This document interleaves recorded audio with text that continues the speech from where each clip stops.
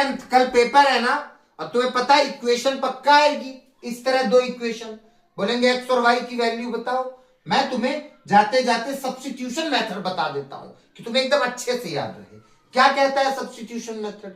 Substitution method ये कहता है कि भैया पहले समीकरण में से x का मान निकाल लो। आओ पहला समीकरण लिखता हूं, इसमें से मुझे किसका मान निकालना है? x का।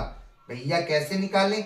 x को यही छोड़ो, ये जो प्लस का y है इसको बराबर के वहां भेज दो, प्लस का y वहां जाके माइनस का, ये निकल आई x की वैल्यू।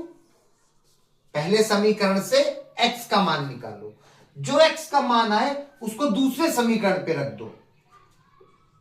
दूसरा समीकरण लिखा और मैंने क्या बोला?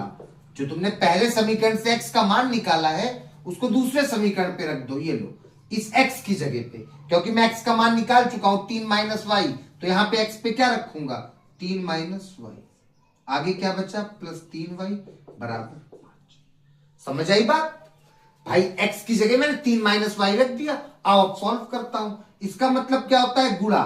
2 का गुणा पहले 3 से, 2 3 6, अब 2 का गुणा y से, 2y जा 2y प्लस 3y बराबर 5।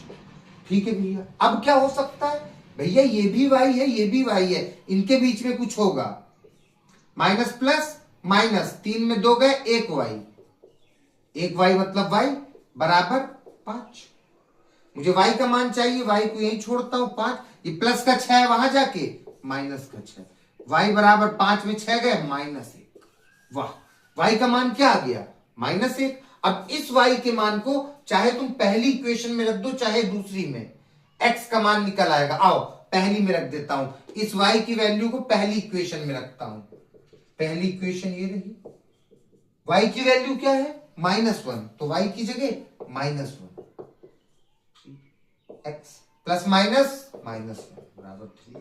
माइनस का 1 वहां भेज दो, माइनस का वहां जाके प्लस का, 3 1 4। ये देखो y की वैल्यू 1, x की वैल्यू 4, ऐसी एक इक्वेशन आएगी। तुम लगा देना इस मेथड से। बहुत हलवा है बेटा, और कल के लिए बेस्ट ऑफ लक।